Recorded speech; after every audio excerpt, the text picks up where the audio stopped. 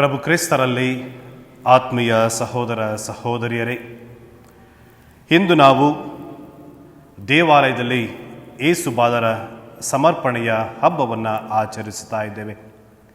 ಪ್ರಿಯರೇ, ಈ ಹಬ್ಬವು ಹಲವು ವಿಶೇಷತೆಗಳಿಂದ ಕೂಡಿದೆ. It's A combined feast. 3 ಮುಖ್ಯ ಅಂಶಗಳನ್ನು ಇಂದು ನಾವು ಧ್ಯಾನಿಸುತ್ತೇವೆ. ಮೊದಲನೇದಾಗಿ ಯೇಸು ಬಾಲರನ್ನು ದೇವಾಲಯದಲ್ಲಿ ಸಮರ್ಪಿಸಿದ್ದು. ಎರಡನೇದಾಗಿ it's a purification of mother ಮೇರಿ.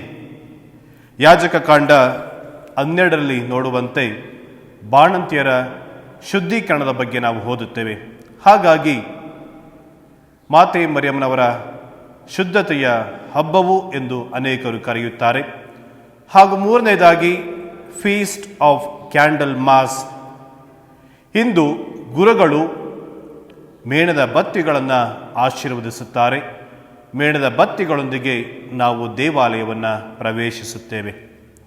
ಪ್ರಿಯರೇ, ಮೊದಲನೇದಾಗಿ ಯೇಸು ಬಾಲರನ್ನು ದೇವಾಲಯದಲ್ಲಿ ಸಮರ್ಪಿಸಿದ್ದು. ದೇವಾಲಯದಲ್ಲಿ ಮೋಶೆಯ ನಿಯಮದ ಪ್ರಕಾರ ಸಮರ್ಪಿತರಾದ ಬಾಲ ಯೇಸು ಇಂದಿನ ಶುಭ ಸಂದೇಶದ ಮುಖ್ಯ ವಿಷಯ. ದೇವರಿಂದ ಪಡೆದ ಈ ಬದುಕನ್ನು, ಜೀವನದ ಕೊಡುಗೆಯನ್ನು ಅವರಿಗೆ ಸಾಂಕೇತಿಕವಾಗಿ ನೀಡುವುದು ಇಂದಿನ ಆಚರಣೆಯ ಮುಖ್ಯ ಅಂಶ. ಪ್ರಿಯರೇ, ಜೀವದ ಮೂಲ ದೇವರು. God is the source of life. ತಂದೆ ತಾಯಿಗಳು ಕೇವಲ ಸಾಧನಗಳು ಮಾತ್ರ. ತಂದೆ ತಾಯಿಗಳು ಇನ್ಸ್ಟ್ರೂಮೆಂಟ್ಸ್, ಸಾಧನಗಳು ಮಾತ್ರ. ಹಾಗಾಗಿ ಯಹೂದ್ಯರು ಮಗುವನ್ನು ದೇವರಿಗೆ ಅರ್ಪಿಸುವ ವಿಧಿಯನ್ನು ಆಚರಿಸ್ತಾ ಇದ್ದರು. ಆ ಮಗುವನ್ನು ಹಿಂಪಡೆಯಲು ತಂದೆ ತಾಯಿಯರು ಕಾಣಿಕೆ ವಸ್ತುಗಳನ್ನು ದೇವಾಲಯದಲ್ಲಿ ಸಮರ್ಪಿಸುತ್ತಿದ್ದರು. ಹಾಗಾಗಿ ಪ್ರಿಯರೇ, ಇದು ಯಹೂದ್ಯರ ಪ್ರಾಚೀನ ಪದ್ಧತಿಗಳಲ್ಲಿ ಒಂದು. ಅವರ ಧಾರ್ಮಿಕ ಆಚರಣೆ, ಧಾರ್ಮಿಕ ಸಂಪ್ರದಾಯವಾಗಿತ್ತು. ವಿಮೋಚನಾ ಕಾಂಡ ಅಧ್ಯಾಯ 13ರಲ್ಲಿ ನಾವು ಈ ರೀತಿ ಓದುತ್ತೇವೆ: ಚೊಚ್ಚಲ ಮಕ್ಕಳು ದೇವರಿಗೆ ಮೀಸಲು ಎಂದು. ವಿಮೋಚನಾ ಕಾಂಡ ಅಧ್ಯಾಯ 13 ವಾಕ್ಯ 2: ಚೊಚ್ಚಲಾಗಿ ಹುಟ್ಟಿದೆಲ್ಲವೂ ನನಗೆ ಮೀಸಲಾಗಿಡು. ಇಸ್ರಾಯೇಲರಲ್ಲಿ ಮನುಷ್ಯರಾಗಲಿ ಪಶು ಪ್ರಾಣಿಗಳಾಗಲಿ ಹುಟ್ಟಿದ ಪ್ರಥಮ ಗರ್ಭಫಲ ನನ್ನದೇ. ಪ್ರಾಣಿಗಳನ್ನಾಗಿದ್ದರೆ ದಹನ ಬಲಿಯನ್ನಾಗಿ ಅರ್ಪಿಸುತ್ತಿದ್ದರು. ಆದರೆ ಮಕ್ಕಳನ್ನು ದಹನ ಬಲಿಯನ್ನಾಗಿ ಹೇಗೆ ಅರ್ಪಿಸುವುದು? ಹಾಗಾಗಿ ಸಂಖ್ಯಾಕಾಂಡ ಅಧ್ಯಾಯ 18 ವಾಕ್ಯ 16ರಲ್ಲಿ ನಾವು ಈ ರೀತಿ ಓದುತ್ತೇವೆ: ದೇವರ ಸೇವೆಗೆ ನಿಗದಿಯಾದ 20 ಗೇರ ತೂಕದ ನಾಣ್ಯದ ಮೇರೆಗೆ 5 ಶೆಕೆಲ್ ನಾಣ್ಯಗಳನ್ನು ಅವರು ಅರ್ಪಿಸುತ್ತಿದ್ದರು. ಮಕ್ಕಳನ್ನು ಬಲಿಯಾಗಿ ಕೊಡ್ತಾ ಇರಲಿಲ್ಲ. ಮಕ್ಕಳನ್ನು ಹಿಂಪಡೆದುಕೊಳ್ಳುವ ಸಲುವಾಗಿ 5 ಶೆಕೆಲ್ ನಾಣ್ಯಗಳನ್ನು ನೀಡಿ ಮಕ್ಕಳನ್ನು ಹಿಂಪಡೆದುಕೊಳ್ತಾ ಇದ್ರು. ಹಾಗಾಗಿ ಮೋಶೆಯ ಈ ವಿಧಿ ನಿಯಮವನ್ನು ಆಚರಿಸುವ ಸಲುವಾಗಿ ಮಾತೆ ಮರಿಯಮ್ಮ, ಜೋಸೆಫರು ಬಾಲ ಯೇಸುವನ್ನು ದೇವಾಲಯದಲ್ಲಿ ಕಾಣಿಕೆಯಾಗಿ ಅರ್ಪಿಸುತ್ತಾರೆ. ಪ್ರಿಯರೇ, ಎರಡನೇದಾಗಿ ಪ್ಯೂರಿಫಿಕೇಶನ್ ಆಫ್ ಮೇರಿ. ಪ್ರಿಯರೇ, ದೇಹದ ಶುದ್ಧತೆಗೆ ಯಹೂದ್ಯರು ಪ್ರಮುಖವಾದ ಸ್ಥಾನವನ್ನು ನೀಡಿದರು. ನಾವು ಯಾಜಕ ಕಾಂಡ ಅಧ್ಯಾಯ 10, 11, 12ರಲ್ಲಿ ಯಾವುದು ಶುದ್ಧ, ಯಾವುದು ಅಶುದ್ಧ ಎಂಬುದನ್ನು ಓದುತ್ತೇವೆ. ಯಾವ ಪ್ರಾಣಿ ಶುದ್ಧ, ಯಾವ ಪ್ರಾಣಿ ಅಶುದ್ಧ, ಹೇಗೆ ಒಬ್ಬ ವ್ಯಕ್ತಿ ಶುದ್ಧನಾಗ್ತಾನೆ, ಅಶುದ್ಧನಾಗ್ತಾನೆ ಎಂಬುದನ್ನು ಈ ಅಧ್ಯಾಯಗಳಲ್ಲಿ ನಾವು ನೋಡುತ್ತೇವೆ. ಯಾಜಕ ಕಾಂಡ ಅಧ್ಯಾಯ 12ರಲ್ಲಿ ಬಾಣಂತಿಯರ ಶುದ್ಧೀಕರಣದ ಬಗ್ಗೆ ನಮಗೆ ತಿಳಿಸಲಾಗಿದೆ.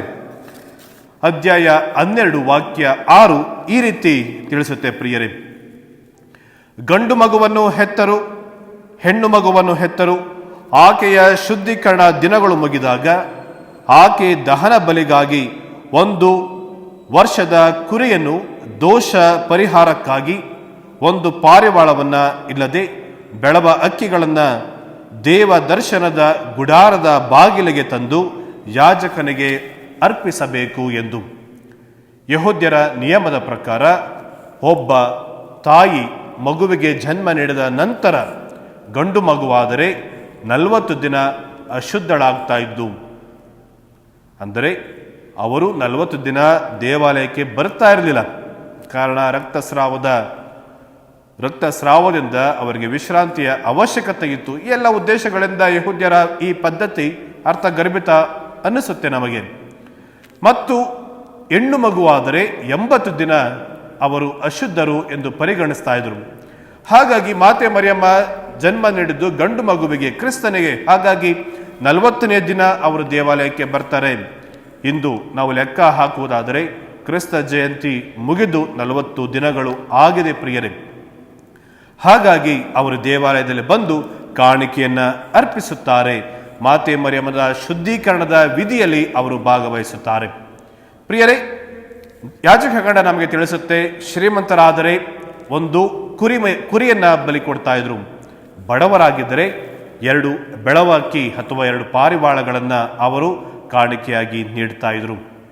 ಇಲ್ಲಿ ಮಾತೆ ಮರಿಯಮ್ಮ ಜೋಸೆಫರ ಬಡತನ ನಮಗೆ ಕಾಣಿಸುತ್ತೆ.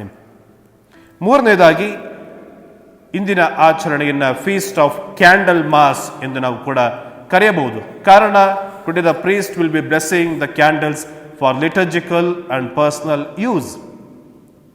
ಪ್ರಿಯರೇ, ಇಂದು ದೇವಾಲಯದಲ್ಲಿ ನಾವು ಮೇಣದ ಬತ್ತಿಗಳನ್ನು ಆಶೀರ್ವದಿಸುತ್ತೇವೆ. ಮೇಣದ ಬತ್ತಿಗಳ ಜೊತೆಗೆ ನಾವು ದೇವಾಲಯವನ್ನು ಪ್ರವೇಶಿಸುತ್ತೇವೆ. ಇದು ನಮಗೆ ಯೇಸುವೆ ಪ್ರಧಾನ ಯಾಜಕ ಮತ್ತು ಜಗದ ಜ್ಯೋತಿ ಎಂಬ ಸಂದೇಶವನ್ನು ನೀಡುತ್ತಾ ಇದೆ. ಇಂದು ಈ ಹಬ್ಬ ನಮಗೆ ನೀಡುವ ಸಂದೇಶವಾದರೂ ಏನು? ಪ್ರಿಯರೇ, ಯೇಸು ಸ್ವಾಮಿ ಸಂಪೂರ್ಣವಾಗಿ ದೇವರಿಗೆ ಮೀಸಲಾಗಿದ್ದವರು. ಅವರನ್ನು ದೇವಾಲಯದಲ್ಲಿ ಕಾಣಿಕೆಯಾಗಿ ಅರ್ಪಿಸುವ ಅವಶ್ಯಕತೆ ಇರಲಿಲ್ಲ. ಮಾತೆ ಮರಿಯಮ್ಮ ದೇವರ ಪುತ್ರನಿಗೆ ಜನ್ಮ ನೀಡಿದ್ದು. ಆಕೆ ಅಶುದ್ಧಳಾಗಲಿಲ್ಲ ಜನ್ಮವನ್ನು ನೀಡಿದರ ಮೂಲಕ. ಆದರೂ ಜೋಸೆಫರು, ಮಾತೆ ಮರಿಯಮ್ಮ, ಯೇಸು ಧರ್ಮಶಾಸ್ತ್ರಕ್ಕೆ ಅಧೀನರಾಗುವುದನ್ನು ನಾವು ನೋಡುತ್ತೇವೆ. ಮೋಶೆಯ ನಿಯಮಗಳಿಗೆ ಅವರು ಕಟ್ಟುಬದ್ದು ಜೀವನವನ್ನು ಮಾಡುವುದನ್ನು ನಾವು ನೋಡುತ್ತೇವೆ.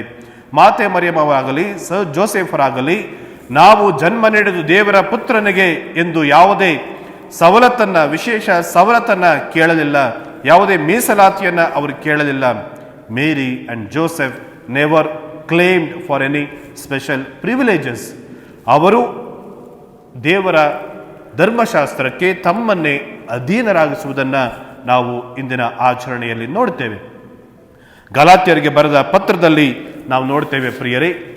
ಗಲಾತ್ಯರಿಗೆ ಬರೆದ ಪತ್ರ ಅಧ್ಯಾಯ 4 ವಾಕ್ಯ 4ರಿಂದ 5ರಲ್ಲಿ ಈ ರೀತಿ ಓದುತ್ತೇವೆ. ಧರ್ಮಶಾಸ್ತ್ರಕ್ಕೆ ಅಧೀನರಾಗಿ ಹುಟ್ಟಿದವರನ್ನು ಬಿಡುಗಡೆಗೊಳಿಸುವ ಸಲುವಾಗಿ ಕ್ರಿಸ್ತರು ಕೂಡ ಧರ್ಮಶಾಸ್ತ್ರಕ್ಕೆ ಅಧೀನರಾಗಿಯೇ ಜನಿಸಿದರು ಎಂದು. ಮತ್ತಾಯನ ಶುಭ ಸಂದೇಶ ಅಧ್ಯಾಯ 5 ವಚನ 17, ಕ್ರಿಸ್ತ ನುಡಿಯುವುದು, ನಾನು ಬಂದದ್ದು ಧರ್ಮಶಾಸ್ತ್ರವನ್ನು ರದ್ದುಗೊಳಿಸಲು ಅಲ್ಲ, ಬದಲಾಗಿ ಪರಿಪೂರ್ಣಗೊಳಿಸಲು ಎಂದು. ಹಾಗಾಗಿ ಮಾತೆ ಮರಿಯಮ್ಮ, ಯೇಸು ಸ್ವಾಮಿ, ಸಂತ ಜೋಸೆಫರು ಧರ್ಮಶಾಸ್ತ್ರಕ್ಕೆ ಅಧೀನರಾಗುವುದನ್ನು ನಾವು ನೋಡುತ್ತೇವೆ. ಎರಡನೇದಾಗಿ ಮಾತೆ ಮರಿಯಮ್ಮ ಮತ್ತು ಸಂತ ಜೋಸೆಫರು ದೇವಾಲಯದಲ್ಲಿ ಕಾಣಿಕೆಯಾಗಿ ಅರ್ಪಿಸಿದ್ದು ಬೆಳವ ಹಕ್ಕಿಗಳನ್ನು. ಅಂದರೆ ಅವರು ಬಡತನದಲ್ಲಿ ಜೀವನವನ್ನು ಮಾಡ್ತಾ ಇದ್ರು. ದೇವರು ತಾನು ಜನಿಸುವುದಕ್ಕೆ ಒಂದು ಬಡ ಕುಟುಂಬವನ್ನು ಆಯ್ಕೆ ಮಾಡಿಕೊಂಡರು. ಪ್ರಿಯರೇ, ನಮ್ಮ ಧರ್ಮಕ್ಷೇತ್ರದಲ್ಲಿ, ಬ್ಯಾಂಗ್ಳೂರ್ ಧರ್ಮಕ್ಷೇತ್ರದಲ್ಲಿ ಈ ವರ್ಷವನ್ನು ಇಯರ್ ಆಫ್ ದ ಪುವರ್ ಎಂದು ನಾವು ಆಚರಿಸುತ್ತಾ ಇದ್ದೇವೆ. ಬಡವರಿಗೆ ಇಂದು ನಮ್ಮ ಕೊಡುಗೆ ಏನು? ಯಾವ ರೀತಿ ನಾವು ಬಡವರ ಸೇವೆಗೆ ನಮ್ಮ ಬದುಕನ್ನು ಮೀಸಲಾಗಿಟ್ಟಿದ್ದೇವೆ ಎಂಬುದನ್ನು ಧ್ಯಾನಿಸಬೇಕಿದೆ. ಮತ್ತು ಪ್ರಿಯರೇ, ಮಾತೆ ಮರಿಯಮ್ಮ, ಸಂತ ಜೋಸೆಫರು ಯೇಸು ಸ್ವಾಮಿಯನ್ನ ದೇವಾಲಯಕ್ಕೆ ಕರೆದುಕೊಂಡು ಬಂದರು. ಯೇಸು ಸ್ವಾಮಿಯನ್ನ ಧರ್ಮಶಾಸ್ತ್ರಕ್ಕೆ, ದೇವರ ವಾಕ್ಯಕ್ಕೆ ಪರಿಚಯ ಮಾಡಿಕೊಡುವುದನ್ನು ನಾವು ನೋಡುತ್ತೇವೆ. ಇಂದು ತಂದೆ ತಾಯಿಗಳಾಗಿ ನಮ್ಮೆಲ್ಲರ ಕರ್ತವ್ಯ ನಮ್ಮ ಮಕ್ಕಳನ್ನ ದೇವರ ಆಲಯಕ್ಕೆ ಕರೆದುಕೊಂಡು ಬರಬೇಕು. ದೇವರ ಆಚರಣೆಯಲ್ಲಿ ಅವರು ಭಾಗವಹಿಸುವಂತೆ ಮಾಡಬೇಕು. ಧರ್ಮಸಭೆಯ ವಿಧಿ ನಿಯಮಗಳ ಪ್ರಕಾರ ಅವರನ್ನು ಬೆಳೆಸಬೇಕು. ಇದನ್ನೇ ನಾವು ದೀಕ್ಷಾಸ್ನಾನದ ಸಂದರ್ಭದಲ್ಲಿ ಮಾಡಿದ ವಾಗ್ದಾನ.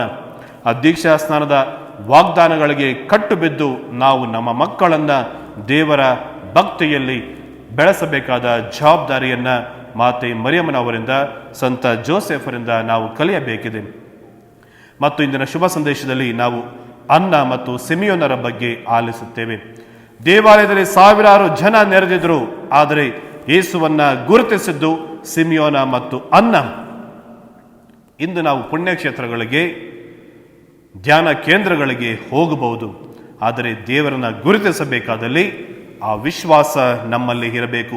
ಹೇಗೆ ಅನ್ನ ಮತ್ತು ಸಿಮಿಯೋನ ಸಿದ್ಧತೆಯಿಂದ ಕಾಯುತ್ತಾ ಇದ್ದರು, ಇಸ್ರಾಯೇಲರು ರಕ್ಷಕನ ಬರುವಿಕೆಗಾಗಿ ಕಾಯುತ್ತಾ ಇದ್ದರು, ಆದರೆ ರಕ್ಷಕ ಬಂದಾಗ ಗುರುತಿಸಿದ್ದು ಅನ್ನ ಮತ್ತು ಸಿಮಿಯೋನ ಮಾತ್ರ. ಹಾಗಾಗಿ ಅನ್ನ ಮತ್ತು ಸಿಮಿಯೋನರಂತೆ ನಾವು ಕೂಡ ರಕ್ಷಕನ ಸಿದ್ಧತೆಗಾಗಿ ಎದುರು ನೋಡಬೇಕು.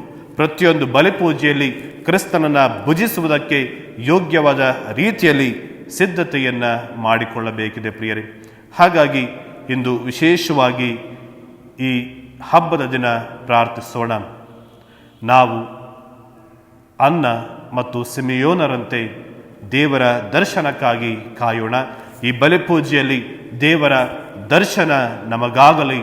ಮತ್ತೆ ಇಂದಿನ ಮೊದಲನೇ ವಾಚನದಲ್ಲಿ ಮಲಾಕಿ ಎಚ್ಚರಿಕೆ ನೀಡಿದಂತೆ ದೇವರ ದಿನ ಬರುತ್ತೆ. ಹಾಗಾಗಿ ಪ್ರಾಮಾಣಿಕತೆಯಿಂದ ನಿಮ್ಮ ಜೀವನವನ್ನು ಜೀವಿಸಿರಿ. ಕೆಟ್ಟದನ್ನು ತೊರೆದು ಒಳ್ಳೆಯ ಭಕ್ತಾದಿಗಳಾಗಿ, ಕ್ರಿಸ್ತನ ಹಿಂಬಾಲಕರಾಗಿ ಜೀವಿಸುವುದಕ್ಕೆ ಈ ಹಬ್ಬ ನಮಗೆ ಪ್ರೇರಣಾ ಶಕ್ತಿಯಾಗಲಿ. ಆಮೇನ್. ಪ್ರಿಯರೇ, ಈ ಚಾನೆಲ್ ಅನ್ನು ಸಬ್ಸ್ಕ್ರೈಬ್ ಮಾಡಿ ಪ್ರತಿದಿನ ದೇವರ ವಾಕ್ಯವನ್ನು ಆಲಿಸುತ್ತಾ ಅದನ್ನು ಇತರರೊಂದಿಗೆ ಹಂಚಿಕೊಳ್ಳಲು ನಮಗೆ ನೆರವಾಗಿರಿ. ಧನ್ಯವಾದಗಳು.